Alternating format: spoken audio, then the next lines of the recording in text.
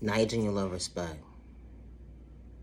I understand a temporary situation for what it is, but when you dealing with a management company, it should be no reason why you don't have nobody on call.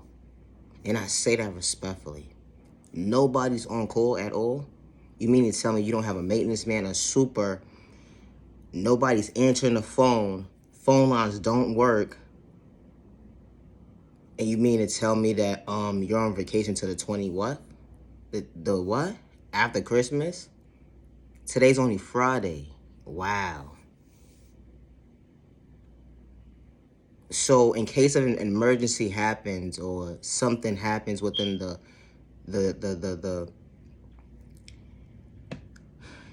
these folks' establishment at the end of the day, right? It really be the thought process of me. Because when you speak up, they say you're doing too much. When you speak up, you crazy. Like, make it make sense at the end of the day. Like, make it make sense. Because where's the math with the math in? Someone is paying rent somewhere, or someone is a tenant somewhere. They're supposed to be able to have that liable source as, okay, I could pick up the phone and call this establishment where I'm paying my rent at, and they're supposed to do what they're supposed to do, is do their job. Why you gotta do all of the running arounds within the running arounds just to get in contact with somebody? And then when you get in contact with somebody, they're rude, they're disrespectful, or nobody wants to do their job, or then they want to play victim. Nobody wants to take accountability for their actions. They want to pick this person, choose this person, this person, that person. I don't know who told you that, but it wasn't me. So you got to go to the person that told you that. And then when you go to the person that told you that, you still going in circles within going in circles. Not everybody has the patience for stuff like this. And that's why people start to flip. People anger starts to get out of hand. They have anxiety problems behind speaking up for themselves in the most healthiest way, especially where they rest their head at, where they're paying their rent at. It be the thought process where the short change come in when communication. You understood the agreement when it came to signing that contract. But you shortchanged me when it comes to communication, when it comes to customer service. Like, make it make sense, ma'am, sir, but you want that rent on time. Wow. It be the thought process to me. And then when the discrimination, it be really real. The discrimination, it be really real. And then when you speak up for yourself and you're a female and you're speaking to a man, they don't like that. They don't like that, not even a little bit. Because you're a female. They want you to bow down to them at the end of the day. Excuse me? Even if it's a single family home or a 2-family home or a 3-family home, or how many family homes it is at the end of the day, if there's a woman in a household or if there's a woman present at the end of the day that, hey, something needs to be fixed and I'm requiring that my name is on this contract, then what am I saying wrong, ma'am, sir? I'm doing too much. Why? Because I'm acknowledging your job description that you need to do your job. It'd be the thought process for me.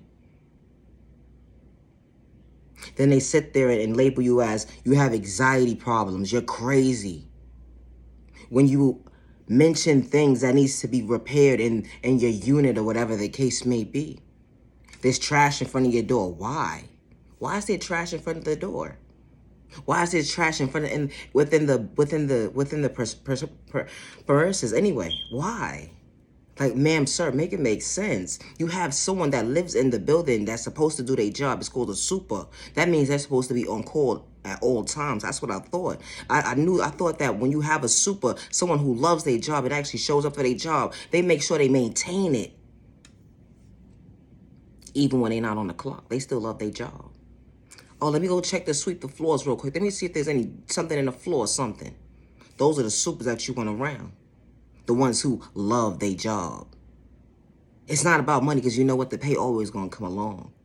It's the thought process for me. But when you speak up, you're doing too much because you have trash in front of your door, or there's a bug infestation problem going on and you speaking up for yourself. Oh, it's the norm of the norm and you carrying on, you doing too much or whatever the case may be. But then you have posts within the post and saying, oh, it's making people sick. But you had this going on before that resident or tenant moved in. And then you saying they the one who bought it in. It be the thought process for me. Like, why? Then you sit there and play victim when your boss is asking you what really happened that day. It'd be the thought process for me. Wow. You know, there's a good fair share here of good tenants and bad tenants. There's a big fair share here of slumlords, and there are a good fair share here of good landlords or employees that actually want to do their job. And then you have the bad employees that don't want to do their job, and then you have the good employees that want to do their job. When you show up to work, you're not at a park. You made an agreement with an agreement, especially when you're dealing with the public. Not to shortchange them, but to show for them, not to go against them. But to show them at the end of the day you got their back. But when you go against your own neighbor, like, wow. You know when the tables turn, when you're in the same predicament? You see how that works? It's a thought process for me. Discrimination is real. Regardless of someone's sexual orientation, their culture, their disability, their religion. It doesn't matter. It's real. And it really needs to stop. God did not create us to go against each other. God did not create us to go against each other. God created us to be at peace within and to be at peace with each other. You know, to live in a village and live in a community, to be at peace within and to respect each other and stay in our own lanes if we don't understand our neighbor. It's okay. Be mindful when judging a book by its cover, because you're so used to the norm of trauma and toxic behavior of the norm, or a person being dysfunctional, or what you call dysfunctional at the end of the day. But someone's standing their own lane, minding their business. Someone's quick to label someone at the end of the day. Don't understand someone's walk of life when they minding their business. It'd be the thought process for me. I thought when you paid your rent, you were supposed to mind your business. All that dysfunctional behavior and starting trouble or doing things out of the norm or causing conflict or having malicious intentions.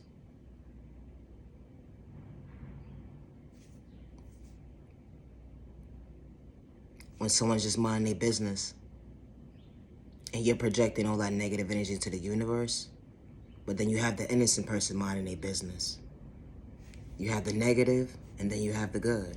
It'd be the thought process for me. But be mindful when you judge a book by its cover, when someone's just minding their business, trying to elevate and become their best self version of themselves.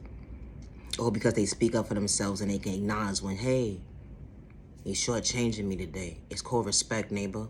I don't have malicious intentions to bring harm towards you or myself or others around me. It's a thought process for me. You matter, you are worthy. Never allow someone to shortchange you, regardless if it's a temporary situation or not, especially when you're not in the wrong. When you know how to respect yourself, to respect your neighbor with no malicious intentions, you matter, you are worthy. I truly appreciate down to the genuine ones only, not your genuine love, respect. Just because someone gave up on you, don't give up on yourself. Just because someone overlooked you, don't give up on yourself. Just because someone allows you to feel like dimming your light was part of the plan because they wanted you to give up on yourself and they wanted you to live in fear, that wasn't part of God's plan. God installed the light within you, and now you became a believer, and you being patient with your process to show up for yourself because you do matter and you are worthy, especially when you ain't have malicious intentions. Continue to elevate. Continue to become your best self version of yourself because you matter. You are genuinely loved by all the right people. You are genuinely respected by all the right people. And use every trait of respect 365 days with no malicious intentions. Bring harm to yourself and others around you. Protect your energy because night rays are your time of your day. You matter. You are worthy. Never allow a hate in disguise or personal intentions like your thought process, your feeling, your pockets, or your eyesight because they don't have good intentions. You matter. You're worthy. You matter. Just because they don't see why you acknowledge or respect yourself, it's not meant for them to understand your walk of life. It's okay, especially when you don't have malicious intentions. Now you genuine love, respect. Have a safe day. Have a safe remaining month. Have a safe remaining year. Protect your energy because not everybody's having your time in your day. You matter. You're worthy. Have a good day.